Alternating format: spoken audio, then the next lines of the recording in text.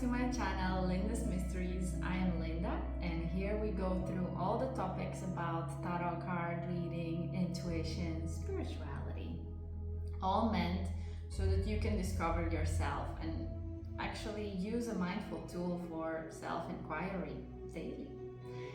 Today we're gonna do a beautiful tarot card pull for the month of September. Oh my god, autumn is beginning on our northern hemisphere. And looking at this month means that it's also a chance for you to go to the previous month, to the August monthly tarot card video, and understand if it actually was, correlating. Did it resonate for you? Was it actually experiencing the World card, or perhaps not? I'm very curious to know that. Let me know in the comments in the previous video or this one. And let's dive into today's card. Let me do a beautiful pull right here. This time I also brought a journal right here to make sure that I am able to journal after I receive this card, also to show you that I do it too.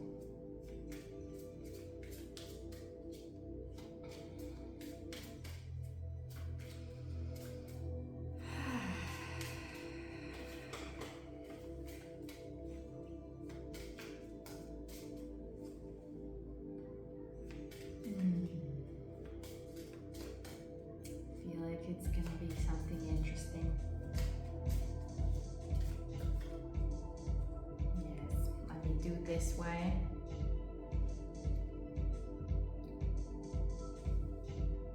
Okay. I will show you first the card and then I will look at it myself. So you actually see it first. I have no idea what it is. Oh, it is the Temperance. Oh my god. I'm reacting like this because I also do a tarot practice that a lot of us tarot readers do for self, a practice for self, which includes having a tarot card and journaling and going through the main archetypes and also connecting with them deeply and understanding their lessons in our daily life and the experiences around us and within us. And I am on this card right now. That's why I'm surprised. I do this practice together with a few other women in our Tarot Besties club. At the moment we're not live yet, but in September we will have a new season coming up. But yes, looking at this beautiful tarot card called the Temperance, and I will link somewhere below a chance for you to open this card much bigger so that you can see all the details and feel all the feels and really journal about it.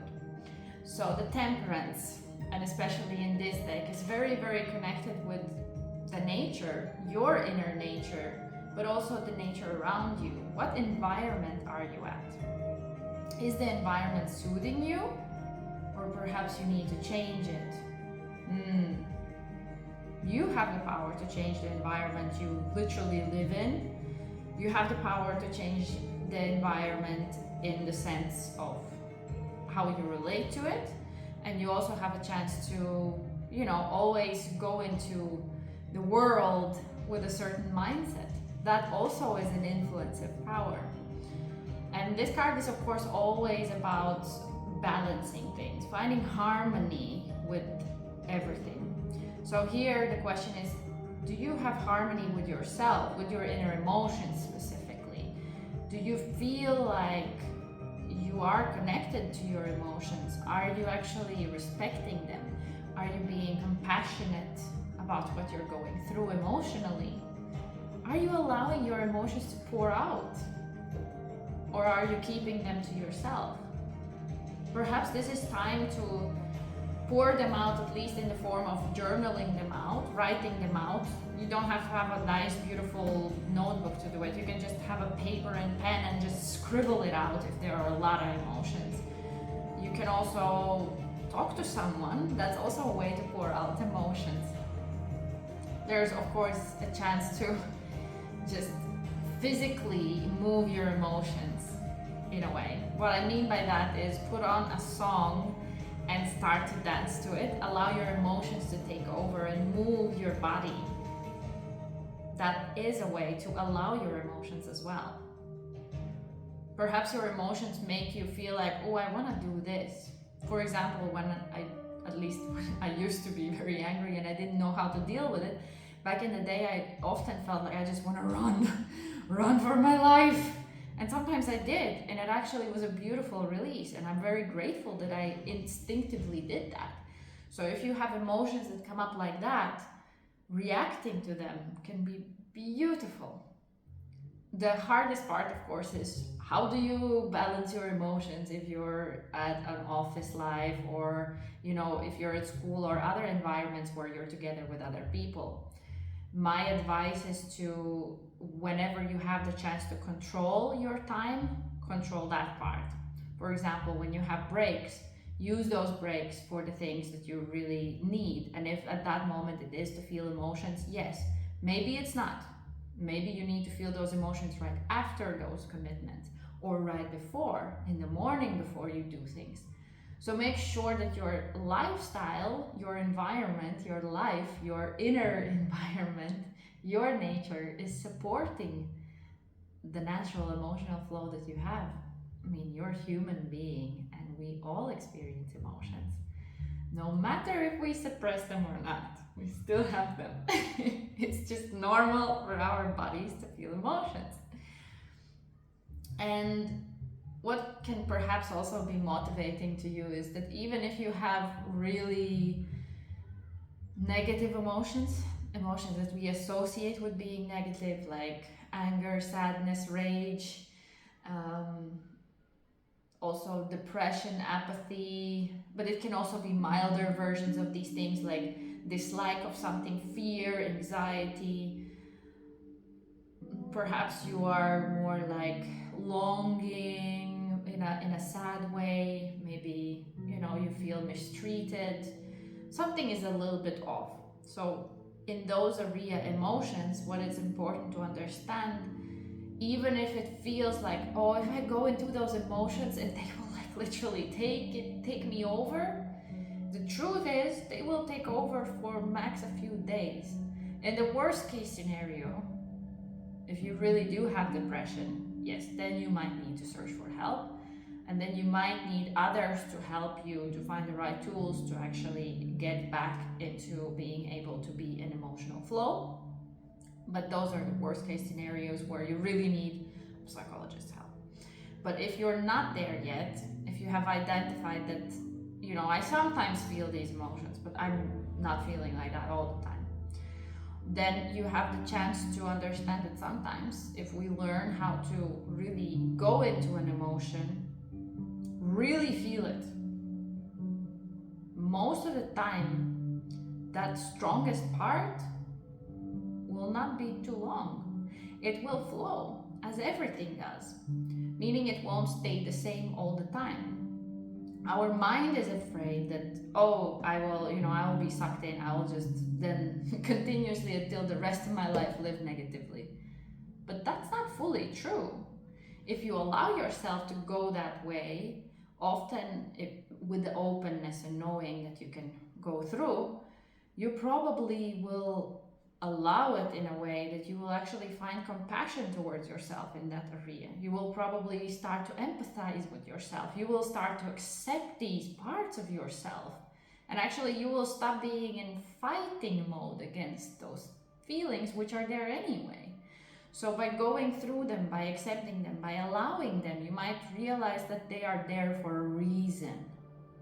This is what I'm trying to, motivate you towards, to understand that there's a reason underneath these emotions. So that's why sometimes pouring emotions out in somewhat form is very, very healthy, because that can help you discover what is underneath. That's the space that we all want to get to.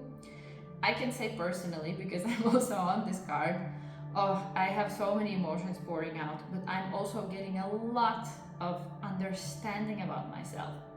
I am gaining a lot of compassion towards different parts of myself, because most of us, we do experience different parts at different times. For example, when you want to go to a goal, you might also start to feel the fear that keeps you from going to the goal, right? But at the same time, you might also have some excitement to go towards that goal because you really, really want it. So you might feel these opposite emotions at times, and that's actually normal. It's very normal. We just simply, when we become aware, we have a chance to work with the things that are, you know, a little bit holding us back. So by going into emotions, by allowing that, we are getting to that point where understanding why we are holding ourselves back. We understand what kind of self-protection mechanism is there. And once we discover that part, we can release it, we can understand it, we can change it. And that's the beauty of transformation. So yes, I hope that emotional acceptance is something that you are capable of, is something that you are interested in, and I hope that motivates you to go a bit deeper. As you can see, tarot cards can be used to predict future, although I don't do that. Or they can be used as a mindful tool to go much deeper into understanding yourself, into understanding your subconscious, its motives, to understand how to actually get the life that you dream of by being more intuitive and finding ways how to really sustainably get the dream life that you are actually hoping for.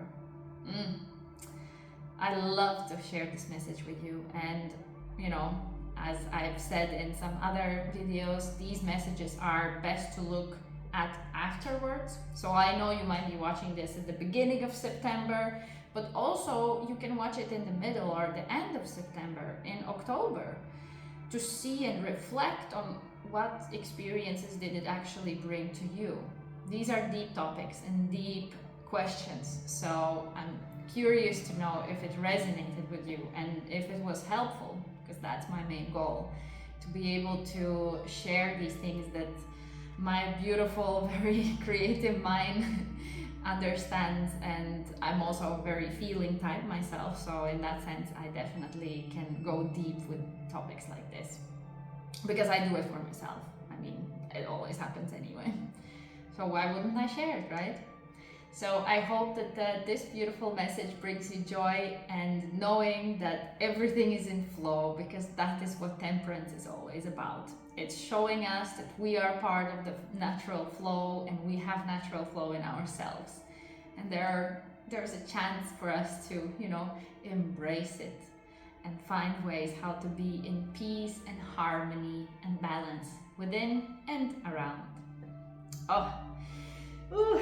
So, this was my channel meant for your most blissful growth, and I will see you in the next one. Ciao!